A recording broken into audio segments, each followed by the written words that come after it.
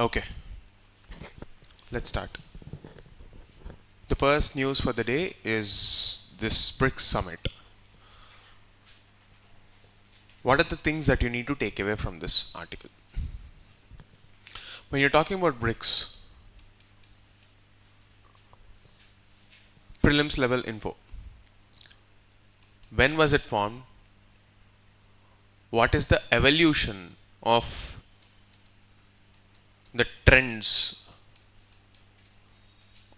of the themes that it picked over years? What are the institutions that are under BRICS? Recently, Indonesia became a member. So, I want you to have a chronological order. Chronological order of the addition of members.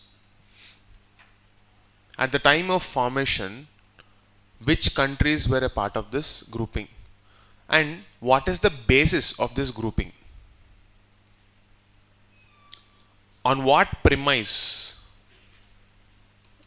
did this group come together? Because when you look at it, you have Brazil, you have Russia, India, all of them are geographically at different spots.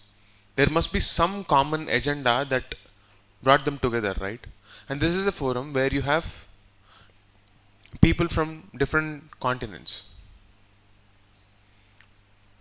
Okay? So, this present BRICS summit that was happening in Rio de Janeiro, Brazil, it came up with a declaration. And India was very vocal about certain themes.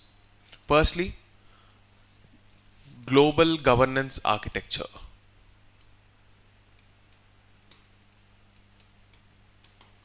Global governance architecture. This is a theme that you will recur again and again, both at prelims and mains level. Please focus on this. Terrorism. This is point number 1. Second point is terrorism.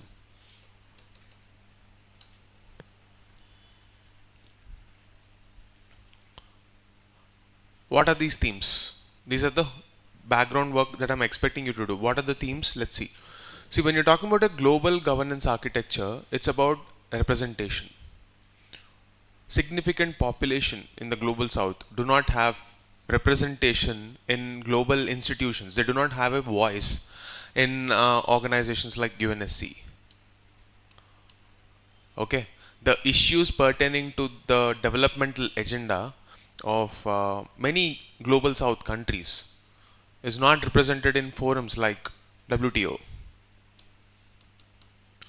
Literally, just because the United States decided to not give credence to World Trade Organization, today we have almost, all the trade issues are defunct. The negotiations happening on WTO front are almost put on the back burner.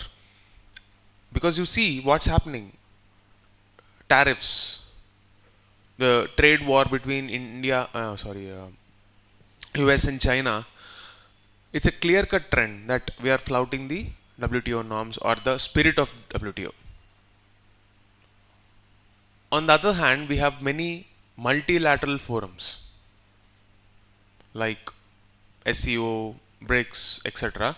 They are coming forward. And developing countries are not getting enough representation in any of the global governance architecture, and because of this reason, there is no stability in the world.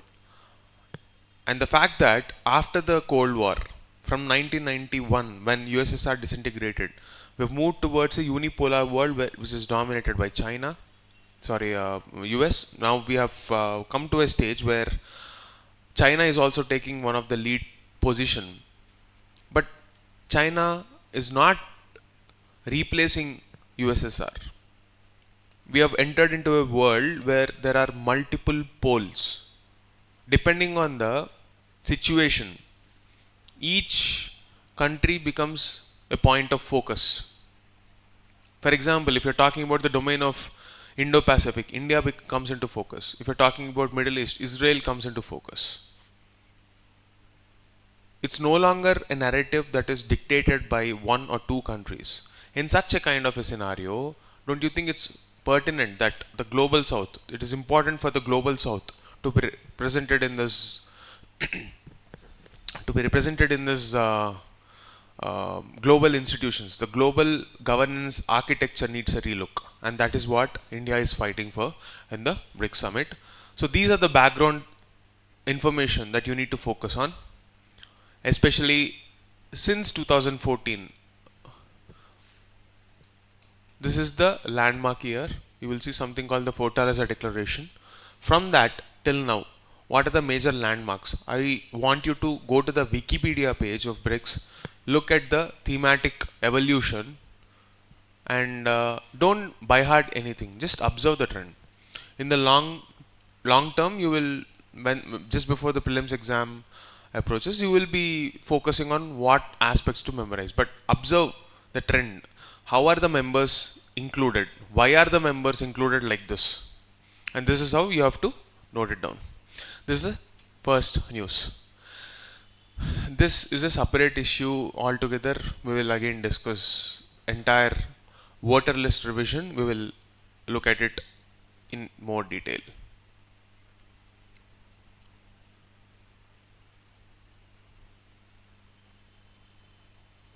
Again, take a look at this.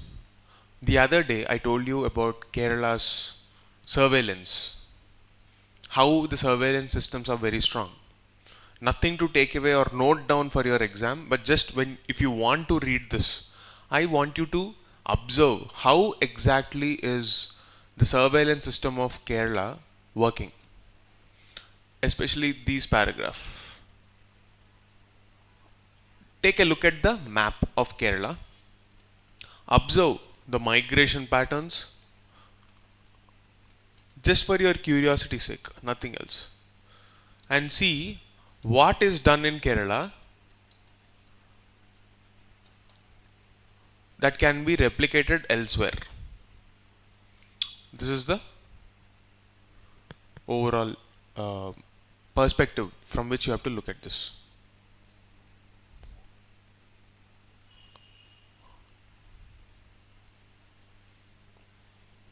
Okay, this one.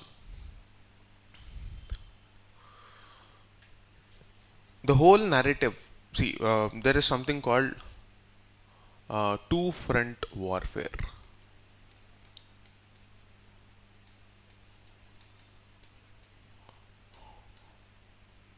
What is two-front warfare? It's actually, it started with two-front, then it became 2.5. I'll tell you what we are talking about. If you take a look at India's border, on the western part we have Pakistan. On the eastern part we have China, which is the aggressor. When both the parties decide to coordinate and attack together, we will be having a two-front war. What is the additional 0.5 dimension we're talking about? In Arunachal Pradesh. China in Arunachal Pradesh, because it's a different terrain, different demography, entirely different. Okay, so the tactics that we have to follow on Arunachal Pradesh border is different from what we do on probably areas like the Tibetan region, or the areas where Border Roads Organization is currently building roads in Ladakh region, etc. That is one area. The other western part is the Pakistan POK region based issue. Now, this two-front warfare is a very old narrative, because what are the current realities? After Operation Sindhu, we have seen not just Operation Sindhu, look at the world. We are witnessing a trend of rise in drones. We are witnessing AI based warfare, cyber attacks. So this hybrid method of warfare is taking the front.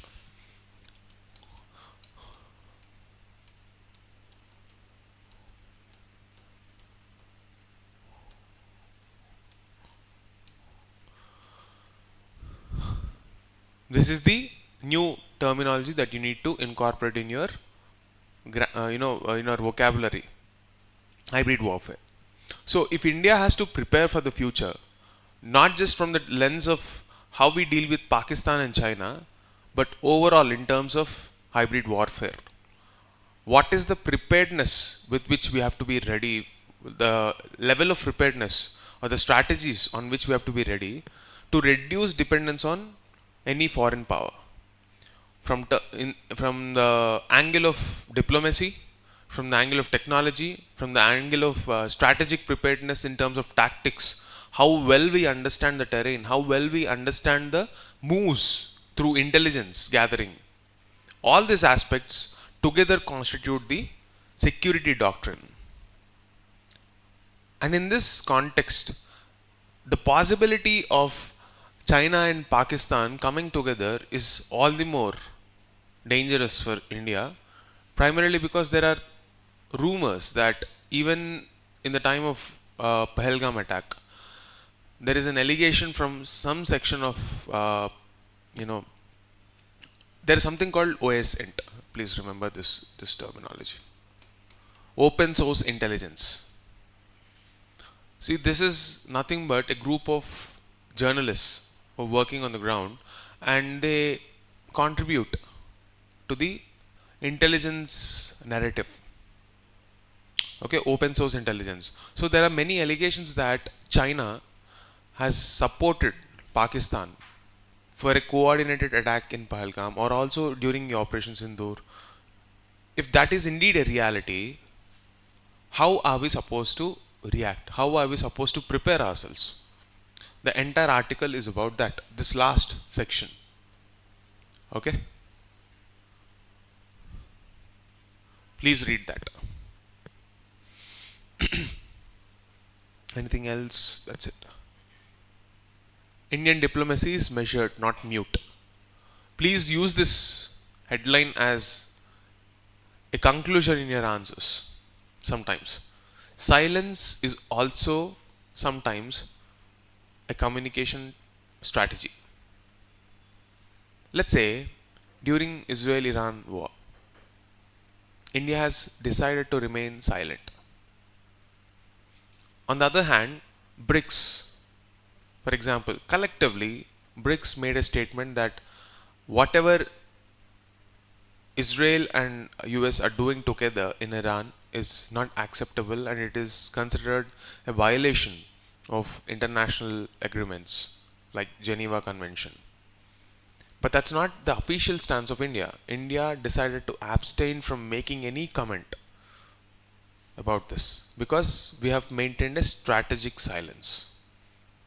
And there's a criticism that India is not exerting its position, historical position, where India was always known to stand by the right side. And there is a paradigm shift in how we conduct our international relations and diplomacy. Today, we are talking about a paradigm shift in the sense that on one end, where in the 1950s and all through the 70s, on one hand we were talking about non-alignment and position ourselves as the morally righteous force, we are seeing a strategic shift towards strategic autonomy based in realism, meaning we want to take care of our needs first, and that's not wrong.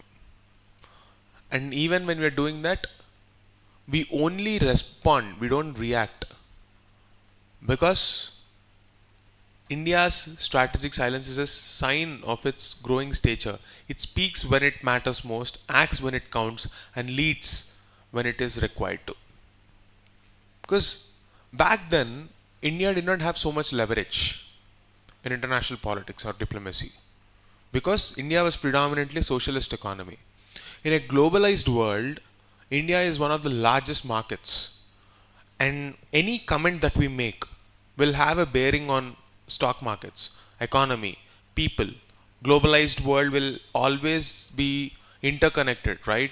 So any comment made elsewhere will have its repercussions on how people interact, how trade will happen, how economic investments will come in and out of the country. So we need to maintain that strategic silence, and that strategic silence has not just been the case of India.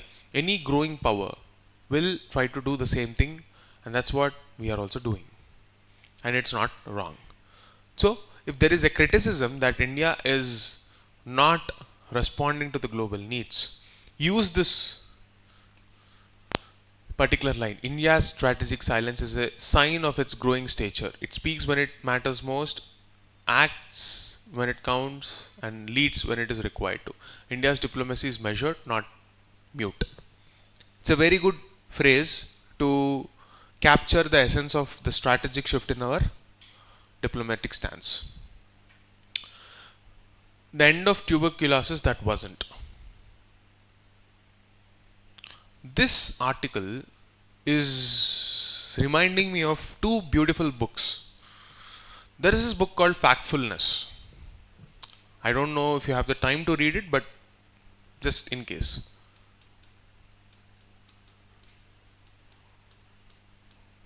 And there is this latest book by Yuval Noah Harari called Nexus.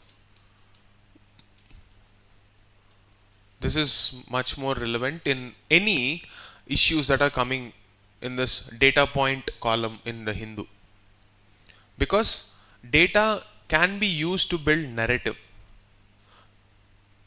And narrative setting is extremely important for societies and civilizations to progress because it tells us the story that we have to remember. What am I talking about?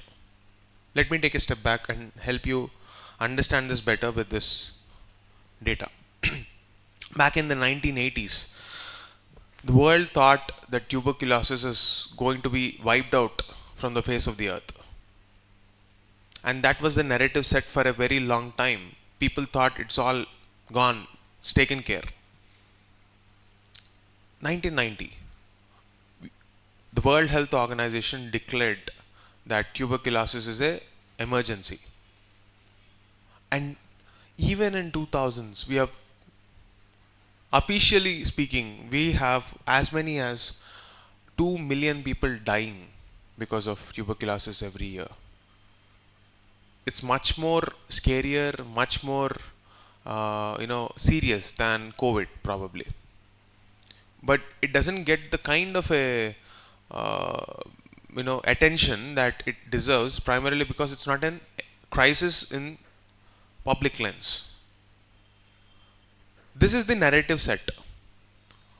Back in 1980s, when the tuberculosis program was proven to be successful, there was a large-scale PR program across the world that this is all taken care. But why did it come back? There are three major factors. One, this is the time where HIV AIDS was becoming a very serious problem. And in HIV, the side effect is that your immune system is compromised. Once the immune system is compromised, that person becomes a carrier for this TB. That one HIV infected person can affect so many other people. Combine this with the multi-drug resistance. We have seen cases where the drugs which were proven to be effective against handling of TB, they weren't working. Third, it's because of migration from endemic regions, where you have a situation where pockets having high concentration of people affected by this TB, they migrated out to the process of globalization, affecting the healthier population. And this has been the case. The world has been opening up since 1980s. Globalization is only increasing, and that has been a challenge ever since. In this context, why am I talking about this book called Factfulness?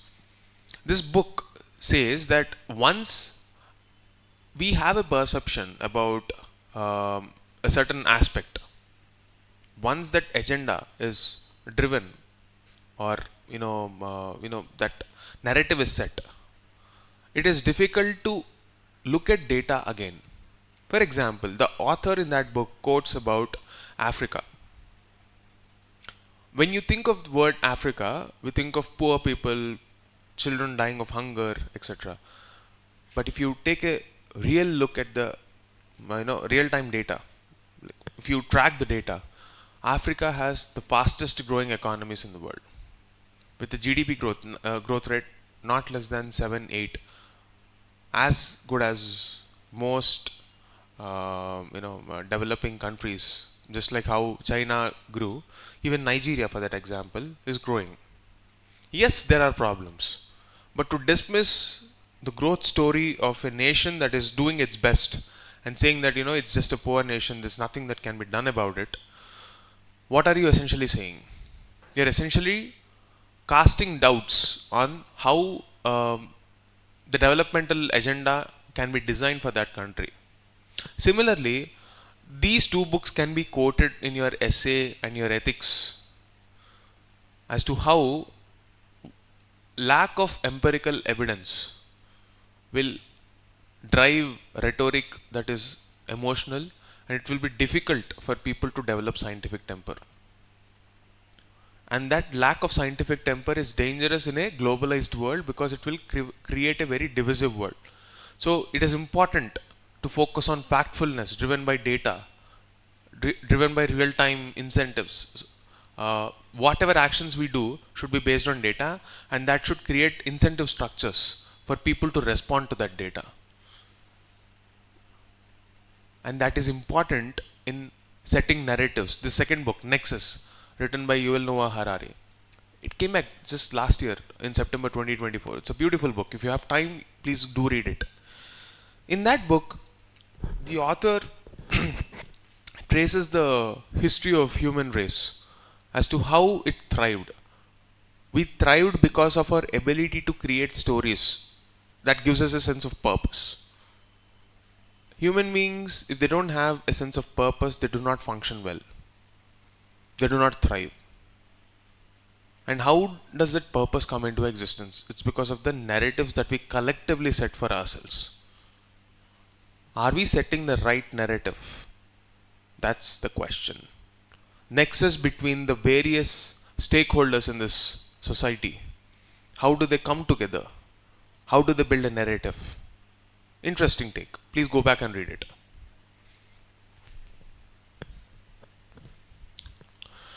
Why are Bihar's electoral rolls being revised? See, what is the basic funda of elections? Why are elections happening? Why should we revise electoral rolls from time to time? Because it is the prerequisite for a free and fair election, which is essential for the functioning of a democracy. Free and fair elections.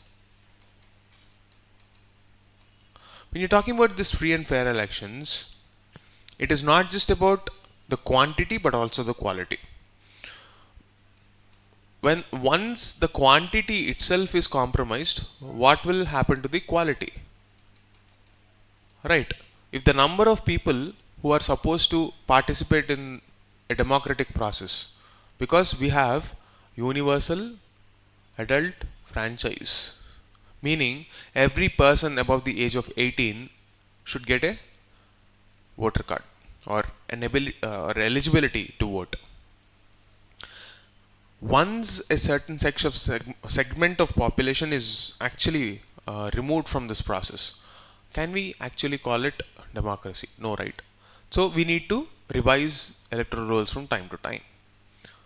In the backdrop of Bihar election, the election commission ordered that we have a special intensive revision of this electoral rolls, and in this process there's a huge controversy because it is demanding many documentation.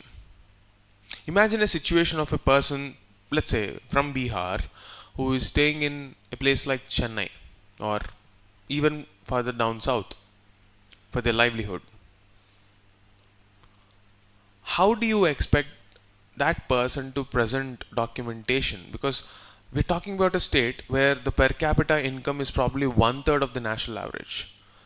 Nearly 50% of the families in Bihar have a per capita or per monthly income of less than 6,000 rupees. The per capita income of Bihar is roughly around 50 to 60,000, which is much less than the national average. If I remember, I don't remember the exact data, but if India's average is 1.6 to 1.8, something around 1.6 to 1.8 lakh, Bihar's average is much less. How do you expect the people to respond to all this documentation needs? We were told that Aadhaar is good enough, and people don't have Aadhaar themselves. And in that kind of a scenario, what will happen to the people there? Let me give you a small case study that I read in Indian Express. Tavleen Singh, that's the name of the writer if I'm not wrong, the other day, she mentions about the social issues that are acting as barriers for elections, participation in elections. And she mentions a case study. See, for example, if you go to a state like Bihar, which is a highly caste-ridden society, in many pockets you have already a kind of a social exclusion of many castes where people struggle to meet basic needs. In a country where you see that 50%, greater than 50%, are having better income than the people of Bihar, you're already lagging behind. And even within Bihar, if you take the multi-dimensional poverty index, almost 60% can fall under the poor category. Couple this with migration trends. Almost everyone in Bihar, every major family in Bihar will have a migrant. What if the only person who is capable of producing this documentation, because the rest of the people do not have documents, or they are not aware of that procedures because of illiteracy, that should actually be the grounds for including more personnel at booth level officers, BLOs. They should become agents of inclusion rather than exclusion, right? What is the modus operandi right now? The person comes to the booth level and says that I don't have the necessary documentation and I don't know what to do. The default answer is you will be excluded from voter list. What should be the default answer? Ideally, there should be some element of compassion and empathy to the plight of these people, right? Ideally, what should have been done? There should be a proper documentation, link it with, let's say, Aadhaar, and carry out a complete revamp of the electoral rolls in such a way they're included, not excluded. What about the migrants staying elsewhere in Delhi, Mumbai, Chennai, Hyderabad, Bangalore, or the other cities, and even tier 2 towns, which are the booming economic hubs? Why is it that they are moving out of the state? That's the first question that we need to be asking. If we were the electors of Bihar politics. But none of that is considered by ECI, and there is no revision of this instruction given out by ECI. We are going with a business as usual approach. And there is a danger that a lot of people can be excluded, but that's not stopping the election commission. What we need to do is a different question that we need to be asking. It's beyond the scope of this article, but this is what it is. You can go back and read this. So that's it for the day. See you tomorrow.